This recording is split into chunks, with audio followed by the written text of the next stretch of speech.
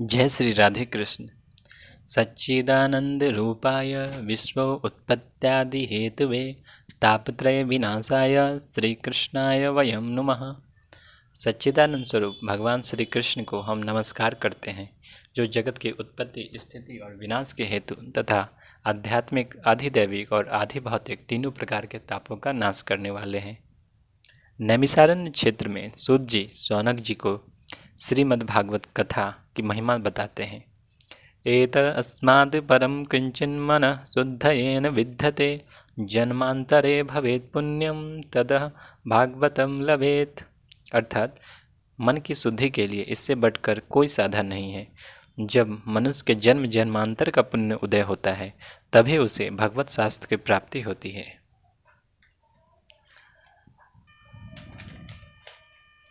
यह भागवत कथा देवताओं को भी दुर्लभ है। जब श्री सुखदेव जी राजा परीक्षित को श्रीमद् भागवत की कथा सुना रहे थे, उस समय देवता हाथ में अमृत का कलश लेकर वहां उपस्थित हुए और कहने लगे कि आप ये अमृत लेकर हमें कथा अमृत का दान दें। ये राजा परीक्षित ये अमृत पिए और हम कथा अमृत पिए। लेकिन श्री सुखदेव जी ने कहा, कहाँ कांच, कहाँ मणि, कहाँ सुधा और कहाँ कथा। और देवताओं को भक्ति शून्य और कथा का अनाधिकार समझकर उन्होंने कथा का दान नहीं दिया। पूर्व काल में सनकादि ने देवर्षि नारद को यह कथा सुनाई।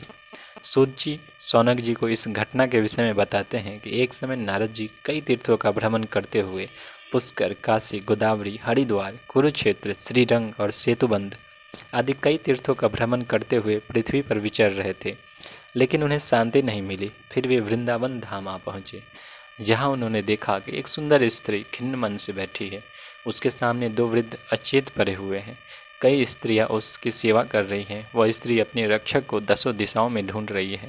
नारद जी जब उसके पास गए, तब स्त्री ने बताया कि उसका नाम भक्ति है और उसके दोनों पुत्र ज्ञान और वैराग्य हैं। ये देवियाँ गंगा जी आदि नदियाँ हैं। उसने नारद जी से पूछा कि इसका क्या कारण है कि मेरे दोनों पुत्र वृद्ध हो गए और मैं तरुणी ही रही। होना तो यही चाहिए कि मैं वृद्ध हूँ और ये दोनों युवक रहें। नारद जी ने भगवान के चरणों का ध्यान किया और बताते हैं कि कलयुग में विषय अनुराग के कारण अंधे बने हुए जीवों से उपेक्षित होकर तुम और तुम्हारे पुत्र जर्जर हो गए थे, लेकिन धन्य है यह वृंदावन धाम। जय जय श्याम, जय जय श्याम, जय जय श्री वृंदावन धाम, जहाँ सर्वत्र भक्ति नृत्य करती है। इसके कारण तुम तरुणी हो गए, लेकिन यहाँ ज्ञान और वैराग्य को कोई पूछता नहीं, इसलिए ये दोनों वृद्ध ही रहे। परंतु कुछ भगवत सुख की प्राप्ति से ये सोते से जान पड़ रहे हैं। भक्ति के पूछने पर नारद जी बताते हैं कि राजा परीक्षित की दृष्टि कलयुग पे जब पड़ी, तो वो दीन की भांति उनके शरण में आ गया और राजा ने सोचा कि यत्फलम नास्ति तपसा न योगेन समाधिना तत्फलम लभते सम्यक कलो केशव कीर्तनात्। अर्थात जो फल तपस्या, योग एवं समाधि से नहीं मिलता, वही फल श्री हरि के कीर्तन से भली भांति मिल जाता है। इस प्रकार सारहीन होने पर भी एक ही दृष्टि से सारयुक्त देखकर उन्होंने कलयुग में उत्पन्न होने वाले जीवों के सुख के लिए ही कलयुग को रहने दिया। नारद जी भक्ति माता को समझाते हैं, उनके दुख दूर करने तथा भक्ति के प्रचार का संकल्प करते हैं। नारद जी कहते हैं, न तपोभिन्वेदश्च न ज्ञाने नापि कर्मणा हरेरिः साध्यते भक्त्या प्रमाणम तत्र गोपिका। अर्थात तप, वेदाध्ययन, ज्ञान और कर्म आदि किसी भी साधन से भगवान वश में नहीं किए जा सकते, वे केवल भक्ति से ही वशीभूत होते हैं। इसमें श्री गोपीजन प्रमाण है। भक्ति के महात्म्य को सुनकर भक्ति माता के सारे अंग पुष्ट हो गए, लेकिन उनके दोनों पुत्र अचेत ही पड़े रहे। भक्ति माता की प्रार्थना पर नारद जी उनके दोनों पुत्रों को जगाने का प्रयास करने लगे। वे वेद वेदांत घोषेश गीता पाठे मुहुर्मुहु बोधिमान तथा तेन कथे चोत स्थितो बलात्। अर्थात नारद जी ने वेद ध्वनि, वेदांत घोष और बार बार गीता पाठ करके उन्हें जगाया, किंतु आलस्य के कारण वे दोनों जम्हाई लेते रहे। वे नेत्र उघार कर देख भी नहीं सके। उस समय नारद जी को किसी सत्कर्म के लिए आकाशवाणी हुई। नारद जी कई संतों से मिले, पूछा पर वो सत्कर्म कोई नहीं बता पाया जिससे ज्ञान, वैराग्य, सुस्थ हो और भक्ति का प्रचार हो। जब अंततः वे तपस्या पर बैठने वाले थे तो सनकादिक मुनीश्वर दिखाई दिए। सनकादिक ने नारद जी को बताया कि श्रीमद् भागवत का पारायण ही वो सत्कर्म है। उन्हें बताया, सत्कर्म सूयको नूनम ज्ञान यज्ञ स्मृतो बुधो श्रीमद्भागवतालाप शतु गीता सुखादि भी। पंडितों ने ज्ञान यज्ञ को ही सत्कर्म का सूचक माना है। वह श्रीमद्भागवत का पारायण है जिसका ज्ञान सुखादि महानुभावों ने किया है। भक्ति ज्ञान विरागानां तद्घोषेण बलं महत् व्रजिष्यति द्वयो कष्टम सुखम भक्ते भविष्यति। अर्थात भक्ति, ज्ञान और वैराग्य को बड़ा बल मिलेगा। इससे ज्ञान वैराग्य का कष्ट मिट जाएगा और भक्ति को आनंद मिलेगा। नारद जी सनकादि मुनीश्वर से पूछकर हरिद्वार के पास आनंद नामक घाट पर यज्ञ शुरू करने का निश्चय कर वहाँ से तुरंत गंगा घाट चले गए। जब सब जगह श्रीमद् भागवत के पारायण का सूचना मिला तो सभी ऋषि मुनि वशिष्ठ, च्यवन, गौतम, मेघातिथि, देवल, देवराज, परशुराम, विश्वामित्र, मार्कंडे, दत्तात्रेय, पिपलाद, योगेश्वर व्यास आदि कई ऋषि मुनि अपने शिष्य, पुत्र और स्त्रियों समेत बड़े प्रेम से वहां आए। इसके सिवा वेद, वेदांत, तंत्र, मंत्र, 17 पुराण, 6 शास्त्र मूर्तिमान होकर वहां उपस्थित हुए। गंगा आदि नदियाँ, पुष्कर आदि सरोवर, कुरुक्षेत्र आदि समस्त क्षेत्र, सारी दिशाएं, हिमालय आदि पर्वत सभी कथा सुनने के लिए वहाँ पे आए। सनकादि नारद जी द्वारा दिए गए आसन पर विराजमान हुए तथा श्रीमद् भागवत का महात्म्य स्पष्ट करके सुनाने लगे। श्रीमद् भागवत में 18,000 श्लोक हैं, 12 स्कंध हैं तथा श्री सुखदेव जी और राजा परीक्षित का संवाद है। सनकादि बताते हैं, न गंगा न गया काशी पुष्करम न प्रयागिकम शोक शास्त्र कथा याश्च फलेन समताम नयेत। अर्थात फल की दृष्टि से इस शोक शास्त्र कथा की समता गंगा, गया, काशी, पुष्कर या प्रयाग कोई तीर्थ भी नहीं कर सकता। बताते हैं, दुर्लभेव कथा लोके श्रीमद्भागवतो उद्भवा कोटि जन्म समुत्थेन पुण्येन तु लभ्यते। अर्थात संसार में श्रीमद् भागवत की कथा का मिलना अवश्य ही कठिन है। जब करोड़ों जन्मों का पुण्य होता है तभी इसकी प्राप्ति होती है।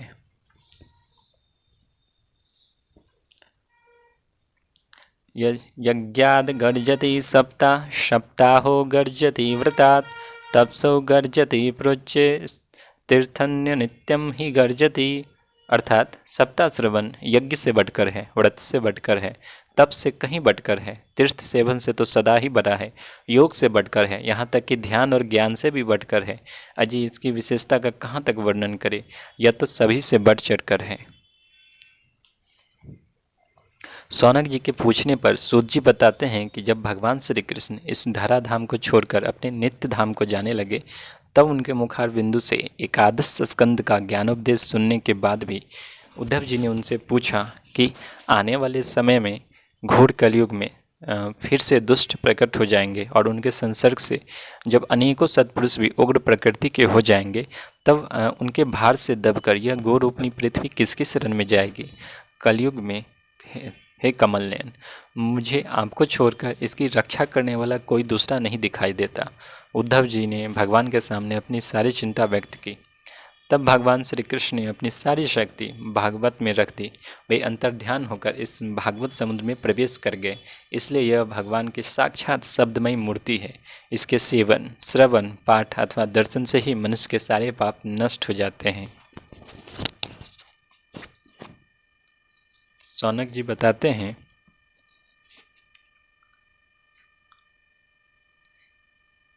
सप्ताश्रवणं तेन सर्वेभ्यो अप्याधिकं कृतं साधनानि तिरस्कृत्यं कलो धर्मो अयमृतः। अर्थात कलिकाल में यही ऐसा धर्म है जो दुख, दरिद्रता, दुर्भाग्य और पापों की सफाई कर देता है तथा काम, क्रोध आदि शत्रुओं पर विजय दिलाता है। अन्यथा वैष्णवीवाया दैवैरपि सुदुस्तज्य कथम त्याज्या भवेत् पुंभिः शब्दाओ अतः प्रकीर्तितः। अर्थात अन्यथा भगवान की इस माया से पीछा छुड़ाना देवताओं के लिए भी कठिन है, मनुष्य तो इसे छोड़ ही कैसे सकता है। अतः इससे छूटने के लिए सप्ताह श्रवण का विधान किया गया है। जब सनकादि मुनीश्वर सप्ताह श्रवण की महिमा का बखान कर रहे थे, उस सभा में बड़ा आश्चर्य हुआ। वह विशुद्ध प्रेम रूपा भक्ति अपने दोनों पुत्रों के साथ बार बार श्री कृष्ण गोविंद हरे मुरारी हे नाथ नारायण वासुदेव आदि भगवान नामों का उच्चारण करती हुई वहाँ अकस्मात प्रकट हुई। सनकादि ने कहा कि ये भक्ति देवी अभी अभी कथा के अर्थ से निकली है। उनके वचन सुनकर भक्ति ने पुत्रों समेत उन्हें प्रणाम किया और भक्ति के रहने का स्थान पूछने पर सनकादि ने उन्हें नित्य निरंतर विष्णु भक्तों के हृदय में निवास करने को कहा। सनकादि मुनीश्वर सभी को श्रीमद् भागवत की कथा की महिमा सुनाते हैं कि पूर्व काल में तुंगभद्रा नदी के तट पर एक अनुपम नगर था, जहां आत्मदेव नाम के ब्राह्मण थे, जिनकी पत्नी का नाम धुंधली था। ब्राह्मण को संतान सुख न था। एक दिन वे संतान न होने के दुख में घर से निकल पड़े। दोपहर के समय एक तालाब पर जल पीकर वहीं बैठ गए। वहाँ एक सन्यासी आए और ब्राह्मण ने सन्यासी को पूछा कि सन्यासी के पूछने पर अपना संतान दुख उन्हें बताया। महात्मा ने ब्राह्मण को कई प्रकार से समझाया, पर ब्राह्मण नहीं समझे। अंततः महात्मा ने एक फल दिया, जिससे उसे अपनी पत्नी को खिलाने को बोला। इससे उसे पुत्र प्राप्त होगा। ऐसा कहकर महात्मा चले गए। ब्राह्मण ने फल अपनी पत्नी को दिया और खाने को कहा, लेकिन उसकी पत्नी कुटिल स्वभाव की थी और उसने फल नहीं खाया। वह फल एक गौ को खिला दिया तथा अपने गर्भवती बहन के पास चली गई और धन के बदले उसका बच्चा अपना बच्चा बोलकर घर ले आई। धुंधली बच्चे के पालन पोषण के लिए अपने बहन को बुला लिया। उस बच्चे का नाम धुंधकारी रखा गया। इसके 3 महीने के पश्चात गौ को भी एक मनुष्याकार बच्चा हुआ। वह सर्वांग सुंदर, दिव्य, निर्मल तथा सुवर्ण की कांति वाला था। सभी को आश्चर्य हुआ। ब्राह्मण ने गौ के समान कर्ण देखकर उसका नाम गोकर्ण रखा। दोनों बालक बड़े हुए। गोकर्ण बड़ा पंडित और ज्ञानी निकला, किंतु धुंधकारी बड़ा ही दुष्ट निकला। धुंधकारी की दुष्टता देखकर तथा जब सभी संपत्ति स्वाहा हो गई, तब उसके कृपण पिता रोने लगे तथा कहने लगे कि इससे तो इसकी माँ का बाँझ रहना अच्छा था। कुपुत्र तो बड़ा ही दुखदायी होता है। गोकर्ण वहाँ पे आए और अपने पिता को वैराग्य का उपदेश दिया। तदानीं तु समागत्य गोकर्णो ज्ञान संयुतः बोधयामास जनकं वैराग्य परिदर्शनया। अर्थात उसी समय परम ज्ञानी गोकर्ण जी वहाँ आए और उन्होंने पिता को वैराग्य का उपदेश करते हुए बहुत समझाया। असारा खलु संसारो दुख रूपी विमोहक श्रुतः कस्य धनम कस्य स्नेहांजले अनिशमः। अर्थात वे बोले, पिताजी यह संसार असार है, यह अत्यंत दुख रूप और मोह में डालने वाला है। पुत्र किसका, धन किसका, स्नेहवान पुरुष रात दिन दीपक के समान जलता रहता है। न चंद्रस्य सुखम किंचिन्नम सुखम चक्रवर्तिनः सुखमस्ति विरक्तस्य मुनिरेकांत जीविनः। अर्थात सुख न तो इंद्र को है और न चक्रवर्ती राजा को ही। सुख तो केवल विरक्त एकांत जीवी मुनि को है।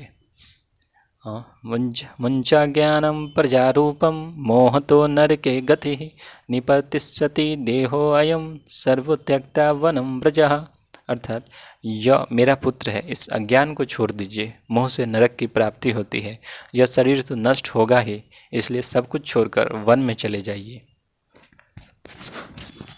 पुत्र की बातों से प्रभावित होकर आत्मदेव भी वन को चला गया और दिन रात भगवत भक्ति में डूबकर उन्होंने भगवान श्री कृष्ण की कृपा प्राप्त की। गोकर्ण तीर्थ यात्रा के लिए निकल गए। इधर धुंधकारी ने अपनी माँ को धन के लिए बहुत पीटा और धमकाया। उसकी माँ कुएं में गिर गई, जिससे उसकी मृत्यु हो गई। धुंधकारी 5 स्त्रियों के साथ अपने घर में रहने लगा। उसके लिए भोग सामग्री जुटाने के लिए चोरी करने लगा। एक दिन स्त्रियों ने पकड़े जाने के भय से धुंधकारी को मारकर गड्ढे में गाड़ दिया और उसका धन लेकर चंपत हो गए।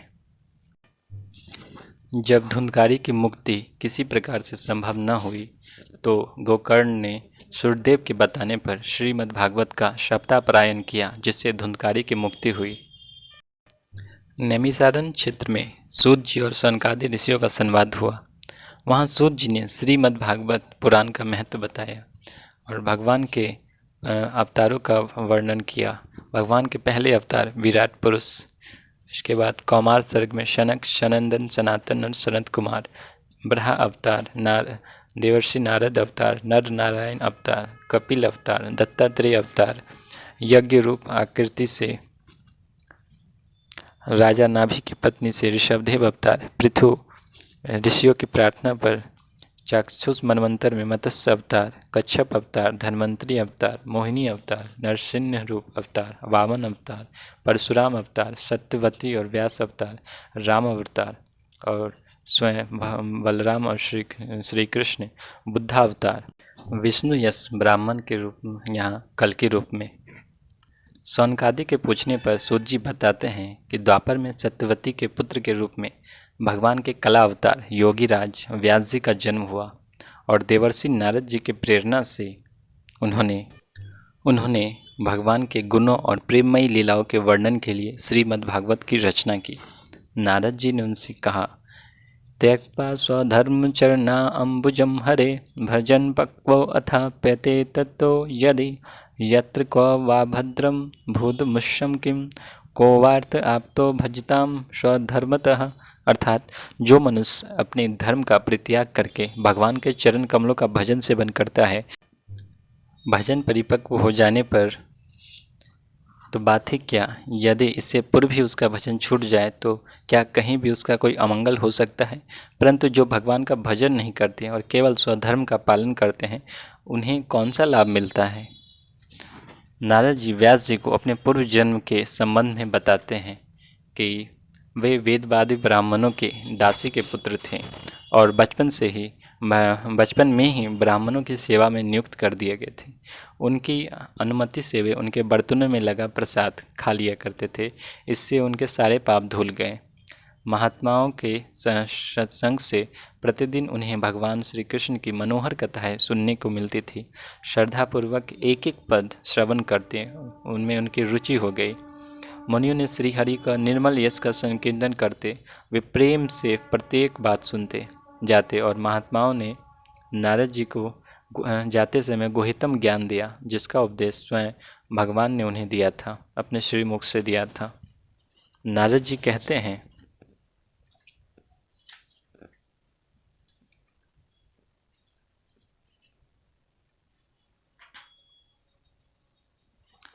एतत् संसूचितं ब्रह्मास्तापत्रय चिकित्सितं यदेश्वरे भगवती कर्म ब्रह्माणि भावितम। अर्थात सत्संकल्प व्यास जी, पुरुषोत्तम भगवान श्री कृष्ण के प्रति समस्त कर्मों को समर्पित कर देना ही संसार के तीनों तापों की एकमात्र औषधि है। यह बात मैंने आपको बतला दी। आगे नारद जी कहते हैं, नमो भगवते तुभ्यं वासुदेवाय धीमहि प्रद्युम्नाय अनिरुद्धाय नमः संकर्षणाय च। प्रभु, आप भगवान श्री वासुदेव को नमस्कार है। हम आपका ध्यान करते हैं। प्रद्युम्न, अनिरुद्ध और संकर्षण को भी नमस्कार है। इति मूर्त्यभिधानेन मंत्रमूर्तिं मूर्तिकं यजते यज्ञपुरुषं स सम्यग् दर्शनः पुराण। अर्थात इस प्रकार जो पुरुष चतुर्विहु रूपी भगवान मूर्तियों के नाम द्वारा प्राकृत मूर्ति रहित अप्राकृत मंत्र मूर्ति भगवान यज्ञ पुरुष का पूजन करता है, उसका ज्ञान पूर्ण एवं यज्ञ यथार्थ है। एवं स निगमं ब्रह्मान् वेत्ति मद अनुष्ठितम् अदान में ज्ञान ऐश्वर्यम स्वस्मिन् भाव च केशवः। अर्थात ब्राह्मण, जब मैंने भगवान की आज्ञा का इस प्रकार पालन किया, तब इस बात को जानकर भगवान श्री कृष्ण ने मुझे आत्मज्ञान, ऐश्वर्य और अपनी भाव रूपा प्रेमा भक्ति का दान किया। नारद जी ने व्यास जी को भगवान के प्रेममयी लीला के वर्णन की प्रेरणा दी। नारद जी बताते हैं कि किस प्रकार बचपन से ही भगवान के मंगलमय और मधुर लीलाओं के कीर्तन कथा और कीर्तन करते करते श्री भगवान की कृपा से मृत्यु उपरांत भगवान के पार्षद बने। नारद जी कहते हैं, एतद्ध्यातुर्चित्तानां मार्त अस्पेर्ष्टामुः भवसिन्धु प्लवो दृष्टो हरिचर्या अनुवर्णनम। अर्थात जिन लोगों का चित्त निरंतर विषय भोगों की कामना से आतुर हो रहा है, उनके लिए भगवान की लीलाओं का कीर्तन संसार सागर से पार जाने का जहाज है। यह मेरा अनुभव है। यमाधिभि योग पथै काम लोभो हतो मुहु मुकुंद सेवया युद्धत्था आत्माध्यान शाम्यति। अर्थात काम और लोभ की चोट से बार बार घायल हुआ हृदय श्री कृष्ण सेवा से जैसी प्रत्यक्ष शांति का अनुभव करता है, यम नियम आदि योग मार्गों से वैसी शांति नहीं मिल सकती। लोकस्य जनतो विद्वांस चक्रे सात्वत संहितां यस्या वै शुष्मान्यायां कृष्णे परम पुरुषे।